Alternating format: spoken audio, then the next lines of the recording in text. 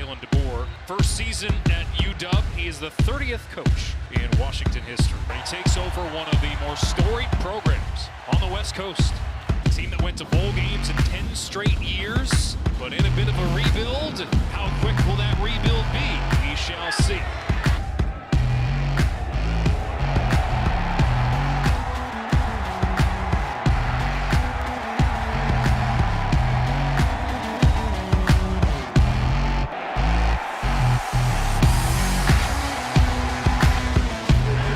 Penix tucks it under.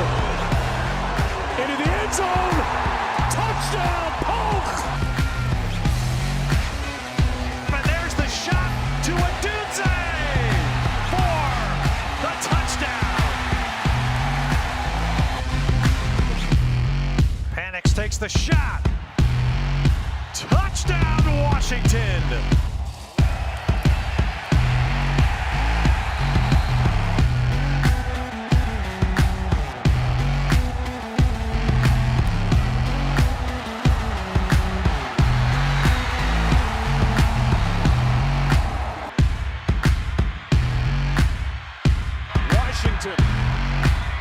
Wins the Apple Cup, the first for Kalen DeBoer as head coach.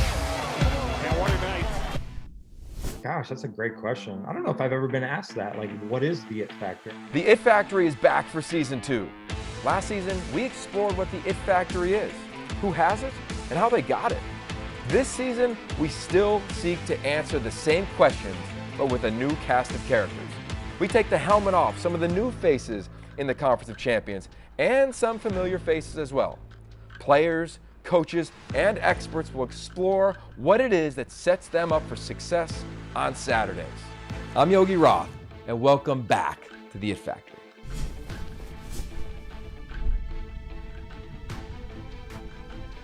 Okay, welcome back, or welcome to the It Factory presented by Zayo. I'm your host, Yogi Roth, and I have absolutely loved the state of the program interviews with head coaches on this podcast, and today is no different. And it's a very special head coach because he's the reigning Pac-12 Coach of the Year. That's right, Washington fans, it's Kalen DeBoer, a man who's done many things for the first time, like the most wins for a first-year head coach in the history of UW, the first time a UW head coach won a bowl game in their first year, and much more is on the way. So with that, Coach, welcome to the show. Thank you for the time. Yeah, my pleasure. It's great to be here. Appreciate everything you do for my program and in the Pac-12, of course. Thank you, sir. That means a lot. So I want to start with first. I want to hear about the first time you walked into the facility that now you call home at Washington. Yeah, got a chance to meet with the team. It's actually in this room, right here in this room, and it was one of those where you could just kind of feel like, hey, these guys are really, it's really important to them to do well. You could tell because there were some things even in my first talk with them that they really grabbed onto as far as being important. The way they left the room and the way they came into the room before that, you could just tell like they were excited about the future. I know they'd been through a lot, and they had a standard that they wanted to uphold when it came to Husky football, and they were ready to do it. And so they've never flinched since then. I've appreciated everything they've given us, but we have beautiful facilities, and it's something where I think you walk in a building and you can tell if it's got that winning vibe to it, and I definitely feel like ours do. I love the phrase, a standard to uphold. When you go back to like Millbank, South Dakota, like what was the standard growing up for you? Was there one, and how did you find a path towards sport? Yeah, I was fortunate to have a lot of just really good coaches when I grew up, and ones that taught me all the life lessons and all the character traits I feel I have today are a result of sports, and in a small town where I come from in South Dakota, rural South Dakota, you had to do it all. You did every sport pretty much, and that management, that time management, that work you put in, I think it's fun, but it's also a lot. And it's just, as time went on and those coaches who kind of molded and shaped me, and I really understood what they were doing for me, it really kind of led to the passion that I have to be a coach. And my college days, it never changed. It was a small college and small atmosphere, but a coach in Bob Young, who impacted my life greatly. And, that's my whole goal, is to make this one of the greatest experiences of any of our players' lives, because that's what it was for me. Wow. So I'm a young parent. I'm curious, like, what were your parents like for you, and how did they take that clay and begin to mold it as a young competitor? Yeah, I don't think really they put that much emphasis, on the success I had or our team success. They were there rooting me on, and it was just a matter of enjoying the journey, enjoying the opportunities we had, and I think they were never pushing anything on me, and I would kind of think about that a lot, like you're saying with your kids. It's the same thing with me raising mine, and of course these guys that I have here. Just enjoy the journey, push them to be their best, love them, be there for them, and let's make something special of the opportunity we have together. So, Coach, I grew up in a tiny town, 2,500 people, no stoplights, and when you woke up in the morning to play with your buddies, it was, let's play basketball, and I'm Jordan, I'm Bird, I'm Barkley, I'm Magic. Like, you were dreaming about the pros, you were gonna be a pro. I'm curious, like, your small town that you just described, did you have like those big dreams, or were you connected to the moment, and eventually when you look back on it now, you're like, yeah, that is where my competitive temperament was cultivated? Yeah, I mean, I got you by 500 people and 2 stoplights from what it sounds like, Yogi. So, small town, just like you're talking about. But I think I probably the biggest thing is I didn't really see myself being at places like this, at the University of Washington. And so, but what I did learn is that, just every day, just working, new things came and new things happened. It might be the success of that team that you're in that season. And as time went on, it's just like, hey, putting one foot in front of the other and just working hard, and, enjoy being around great people. It's amazing what you can accomplish. And just, I saw that success become a result of all those things. And so college, and then even get into coaching in my career, really that's what I continue to do, is just, enjoy the moments, but work extremely hard and surround yourself with great people. So, surrounding yourself with great people, I love how you referenced some of your mentors early. I'd read about a bunch of them in advance of this interview. And I got to ask about when you first became a head coach, right around 31 years old, I believe. When you walked into that team room for the first time, I'm curious what your mindset was like. What did you lean on, and how did you eventually navigate that as such a young head coach at Sioux Falls? Yeah, my experience becoming a new head coach is probably different than most. I was at my alma mater. I was also just taking over for a retired coach at a place that I just spent 5 years being an offensive coordinator at. So walking in, it was a new title. It was, yes, a different job, and there was a different approach, but a lot of it was just building on the place that I was super passionate about at the time. Those 5 years, my first year, 5 years being a head coach were great as far as me kind of molding and just kind of redefining exactly, how I was going to communicate my philosophy and what that looked like to the team each and every day. And pretty much 95% of it is still exactly how I go about it today. I've had the chance to be around many great coaches as an assistant since then, and I've added many of their things and ways that they lead and communicate and develop. I've added a lot of those things to what I already had as far as my own personal philosophy. Did you really have to fill in gopher holes and do it with a spade to make sure if one came out at you, you could get it away from Oh no, I think that's I've heard that too. I know what you're talking about, but I think that's just kind of the way we looked at it. It was small college football at the time, and I don't think any of that stuff really happened, but we definitely joked about how you wore a lot of hats. When you're a small college, you're making sure even the laundry's getting done sometimes, and the DFO jobs that all take place, that's really on your plate, or at least one of your coaches' plates as well. So there's a lot that goes into it, and a lot of hats you wear. Well, one hat you definitely wore was the winning hat a lot. 67-3, I believe, your record there. you're thriving, you're winning as a young head coach. What led you to get off the head coach train per se, right? To be the guy in the front of the team room, to go learn from others? Yeah, I think it was exactly that. It was two things. One was, it felt like the right time. We had won. We had really gone 2 seasons in 2008, 2009 where we hadn't lost a game, and won a couple national championships. And it just, the right opportunity to go to Southern Illinois came up, and I saw this as a chance to kind of move into a Division I level of football, and at the same time learn from others, learn from a head coach, learn from other assistants that I'd be sitting around a table with each and every day. That staff room of offensive coaches I was with was bigger than the entire staff of full-time coaches that I worked with at Sioux Falls at any time, which at the most was 4, including myself. So there was a lot to learn, and the details, it was just fun really diving into the details and being able to, do the things that you always kind of talked about, but now you're able to do them with more resources. Yeah, I asked that because I feel like you're a true seeker, like trying to find knowledge, whether it's the stories of your players that you shared with me, or new intricate ways to score touchdowns or slow down offenses. Have you always been that? And when you look back at that time from you were the head coach and you weren't a head coach until years later, you got this amount of knowledge that you put in your proverbial playbook to now help you where you are at UW? Yeah, I think it's always been just natural for me to have a growth mindset.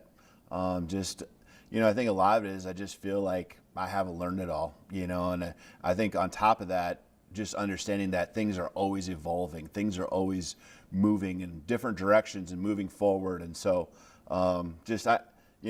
every day I learn. I love sitting with our staff, and I bring a lot to them. I know that, but there's things that you pick up on and things you want to continue to research and look into on how you can lead better, and schemes, of course. What we can do better there. How to do a better job of building relationships with our players. I just constantly looking for other people who do different things really well, and add that to what we do already.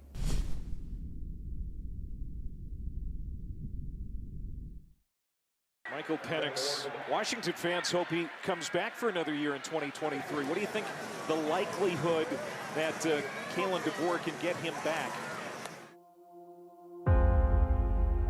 Dear Husky Nation, first of all, I would like to thank God for blessing me with the opportunity to play this wonderful sport that I have been in love with all of my life.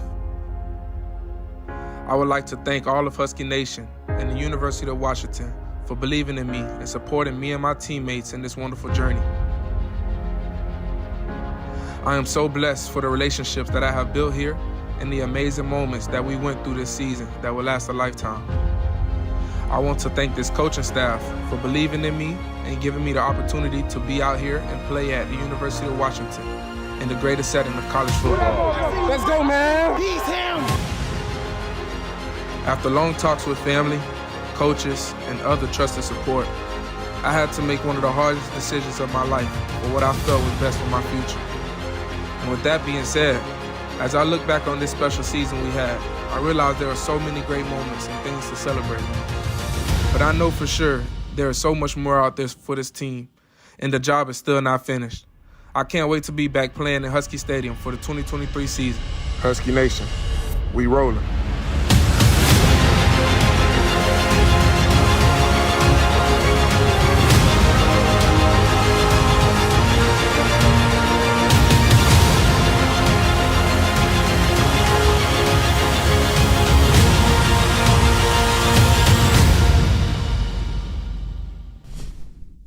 How would you describe, if you had to, like your leadership style now with all the experiences that you have?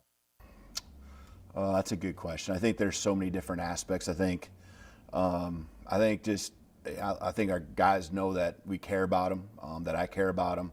When I always say we, because it's all of us. It's our entire coaching staff. And I think the responsibility I have is to try to facilitate an atmosphere just where guys come in and they love going to work. They know that what they're doing that day is helping them to become better men, become better players, and just trying to align everyone, trying to provide an organized, organization and a path to where they can see, hey, like we do this, this, and this.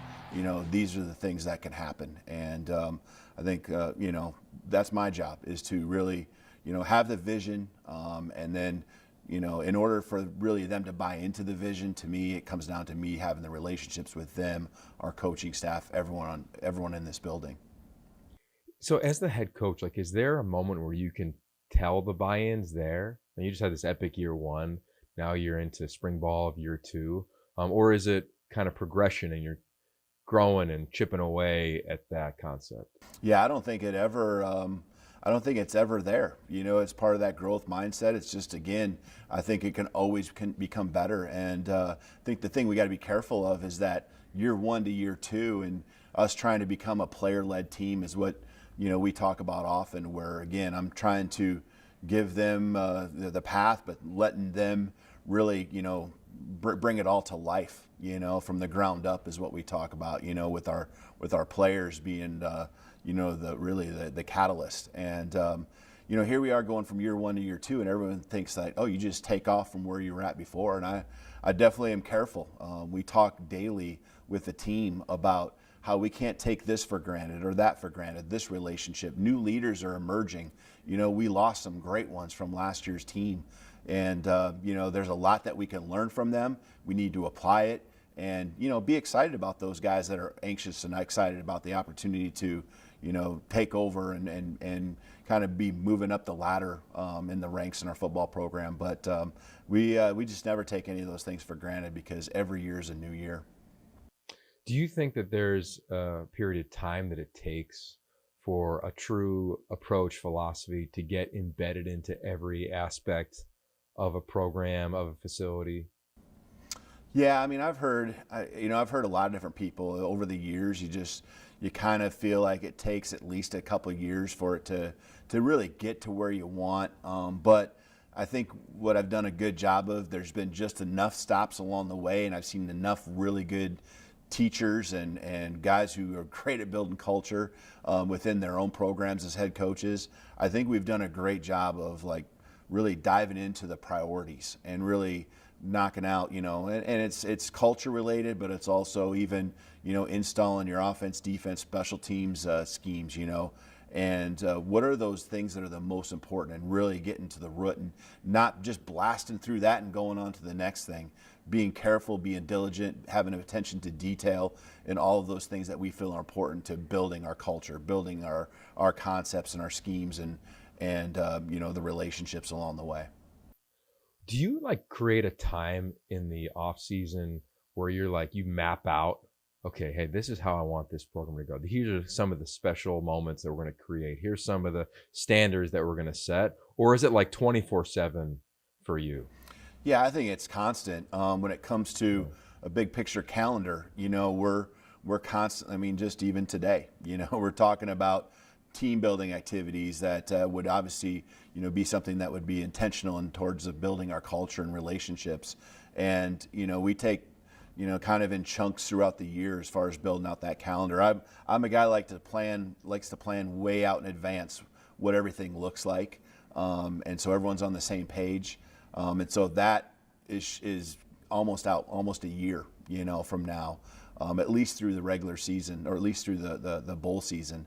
But I think when it comes to, just the other stuff, the ideals and what's important to us, I'm just constantly trying to build on and keep it fresh on what our core principles and what we call non-negotiables are, the guys aren't going to hear that change really at all. It's going to be the same things. We talk about family, we talk about being accountable to each other and ourselves, we talk about having a toughness, mental and physical. We have, we do everything with class, and we want to be men of integrity. We want to do a great job in the classroom, but in the end, it's just trying to keep it fresh from year to year, and just keep coming at them from new ways to show how important these non-negotiables are to our success. Coach, I'm 100% stealing every one of those non-negotiables, putting them up in our living room, and it's the Roth family non-negotiables right now. So I love it. Get ready for that picture coming your way. One of the things that I love the most researching you and just totally doing a deep dive on your life on the internet was seeing like old photos of you, but then with Chuck, then with Ryan Grubb, like guys that you kind of been in the fire with when no one was paying attention. Now the whole world's talking about Washington. What is it like to have those guys around you and your DNA, I'd assume, be so connected around this sport? Well, it's special for many reasons. I'm just, you're right. I mean, there wasn't a lot of people paying attention to us, in 2000 to 2010. And, we were at the time just really growing our relationship and that growth mindset of just continue to get better. And, we're trying to help our team be better, but we're also just, trying to be the best we can be. What's really cool is that, I'm able to help have these guys be a part of the journey because they've been so important of being a part of mine. And I wouldn't be here without guys like that. And you talk about guys being in the fire. There's a lot of big moments, and I know what the response of most of our guys on the staff is going to be.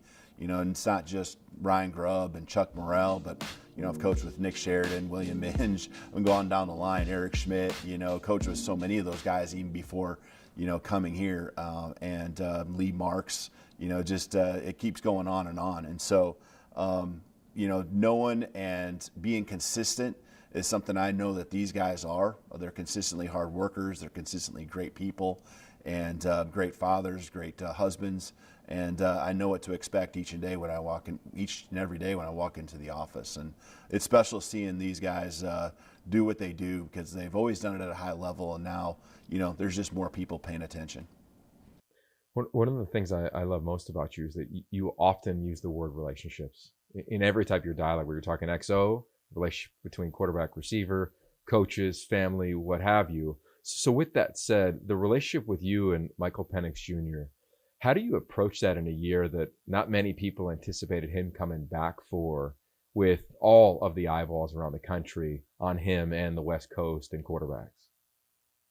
Yeah, I mean, it goes back, and he's a super special guy to begin with. And I think more and more people are seeing what his makeup is, knowing everything he's been through.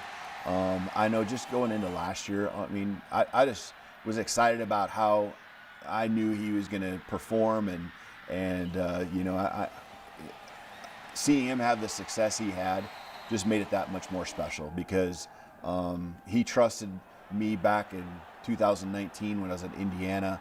He trusted me enough to come here, in 2022, and he's trusting myself and our staff now that he's gotten to know extremely well to come back even for a sixth year. And I just think that says a lot about what he feels his development and his high end can be. But man, we're just so appreciative of everything he pours into the program, and that relationship. I think right now, as I look at it each and every day, I'm pushing him. Our coaching staff is pushing him. Coach Grubb is pushing him every day to just take those next steps. There's a reason why you came back. There's unfinished business. There's a lot of things that we discuss, but I think there's also a piece where I kind of look at it and just be like, man, let's enjoy this journey. Let's push and work. But man, I'm going to enjoy what this guy brings to the table each and every day. And it's fun. It's fun seeing his growth. It's fun seeing who he's become above and beyond being just a great football player. There's this theory I'm sure you've heard of around Navy SEALs where they talk about how like different members of SEAL can pull one another up, right? The elite, they're going to show up every day and be elite. That middle part of that group, if they work hard, they'll pull up the lower third. Like, how have you seen, player 1 through 110 on your roster find ways to continue to elevate here in your second spring ball? Yeah, it's daily. Every day I see something and hear something. Our upperclassmen, it's just the guys that are in this program, they see that when the success of the team happens, their own individual success, happens at a higher level as well. So they are just trying to do everything they can. I sat in a Unity Council meeting earlier today, and we're talking about 15 guys that are the top end guys in the program, and their thought process was about trying to make the newcomers, the younger guys, just making them feel at home and helping them grow and develop, knowing full well that we're going to need these guys at some point in critical moments in a football game this fall. You don't know who that's going to be, but we got to get everyone on the same page and get everyone, continue to raise their level, as you mentioned, to be able to be their best and help our football team win football games. But there's just something special about the guys we have in our team, and I think they're special to begin with, but just the environment I think our coaching staff has created, it just brings it and takes it to another level. Another level. College football is going to another level. NIL has taken the game to another level. Montlake Futures, I've been fascinatingly watching it as it began and how it's grown. What do you see from your lens and how it's benefited the football players on your roster? Yeah, I really like what we have surrounding our program when it comes to NIL. I think it was slow and steady growth early on when I got here. Trying to just make sure we do things the right way.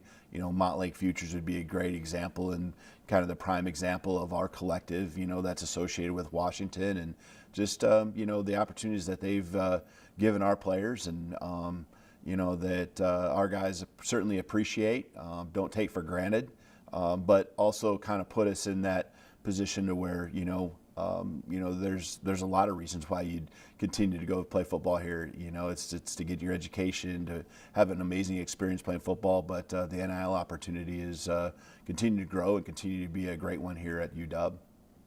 Yeah, it's been really fun watching guys share their stories via NIL versus just do NIL deals, which I think is the core success of that.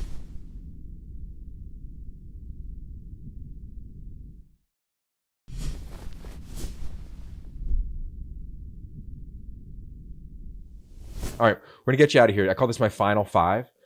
So you can be short-winded, long-winded, wherever you want to go. Last 5 questions. Number 1, you've had a long, illustrious career, Coach. What's the best advice you've ever received? I think it goes to many of the same things we've been talking about, and it's probably the one thing I've listened to the most is just being around great people. When you have an opportunity to take a job, you need to look at who those people are that are in that building, the room you're going to be in. And if it's something you're going to enjoy and the people you're going to be around or you're going to enjoy, it's going to help you grow. It's going to help you become better. And you're going to enjoy that moment. I mean, life's too short to not.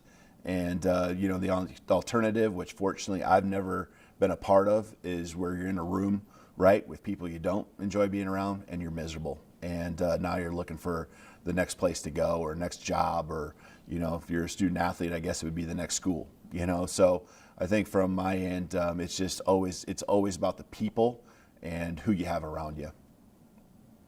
Worst advice you've ever received is what? Oh, I don't know. That's that I probably am going to pass on that one right now. I can't think of, I'm sure there's been quite a bit, right? Yeah.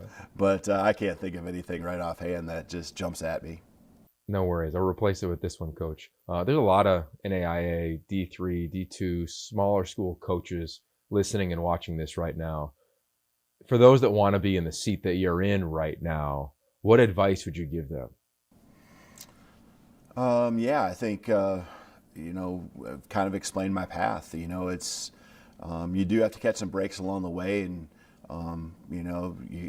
to me, a lot of my success has been on the merits of winning, or developing offenses, depending on my position, and developing offenses that have come to help teams again win football games. And that's, to me, the most important, I guess, looking back on it, is if you're a head coach, the win-loss record is automatically tagged to you, but even as a coordinator, as I was going through the ranks, it wasn't about how many yards we always put up. It was about the wins that we accrued to help us get to bowl games and turn programs around. And that brought probably a lot of the attention I got to help me have another opportunity maybe to continue to move up to the place where I'm at today. Number 3, which one gives you more anxiety when you look towards the future?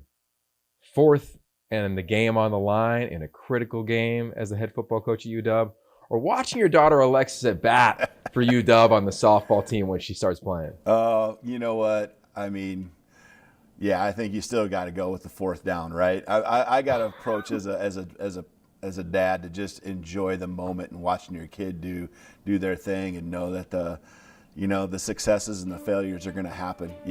Obviously you're always in your heart really man, I hope she can come through right now in this big moment. But I think when it comes to just the stress in general that comes along with coaching, I've really been able to just put myself in a spot where I know that I'm prepared and that our team's prepared, coaches are prepared, and there's a lot of people that would love to be in your shoes in those big moments, and just trust that preparation and not let the pressure get to you by realizing how fortunate you are to be in the spot you're at. As you look at this team right now, title of the show is The It Factory. What would you say this team in 2023's It Factor will be? I think the It Factor will be, the togetherness we have and the experiences that we already have together, and just building on that. I think we have done a great job, I think, of learning the lessons from the moments we've been in, good and bad. Last season, we learned from the losses, and we're taking note of those things, not just what we did. We took note of those not just last fall, but we're taking note of those right now and trying to be better because of it, and not be vulnerable in this spot or that spot, and never take anything for granted. And so I think the It Factor is just the togetherness, the wanting to do something special, and learning from from what we've done in the past. We rarely refer, and I know a lot of coaches do this, they refer to it as a 1-0 mentality, and just winning that moment and controlling the controllables, and that's what we talk about. I think that's a huge strength of our team, is being able to put ourselves in that time and place and not have any regrets about what's happened in the past, knowing that we can't worry about that anymore. When you look at all your experiences and the program you're leading now, how would you complete the following sentence? Quote, "It all comes down to what?" I mean, we sound like a broken record right now. It comes down to, the relationships. It comes down to, just the toughness. I mean, it's all the non-negotiables really that I mentioned earlier. When it comes down to the relationships, would be family, right? It comes down to the accountability and how you grow. It comes down to, the toughness you have when you're trying to build a football team, football program. And so, it comes down to those things. I think that's really what it comes down to. And in the end, what we're trying to do is just, build better men, and then what we take from it years from now, to me, is what's going to be the most important. And, along the way, we're going to probably have some success and reach some really have some awesome moments because of all those, non-negotiables that we're really focused on. Coach, thank you so much for the time. I had such a blast having this dialogue, diving into the past. You may have beat my town by 502 stoplights, but I have a feeling they're very similar in terms of the small little roads that they have from South Dakota to Pennsylvania. And here we are, Seattle and LA. Thank you so much. You bet. Thank you, Yogi. Appreciate you. You got it. There it is. Kalen DeBoer, your head coach at UW. I love so much from this conversation, but you better believe it, I'm going to take those non-negotiables. They will be on the wall by the time this episode airs. So with that, thanks for watching. Hope you enjoy. And Husky fans, make sure you share this with a friend. Season is right around the corner. Stay safe. Peace.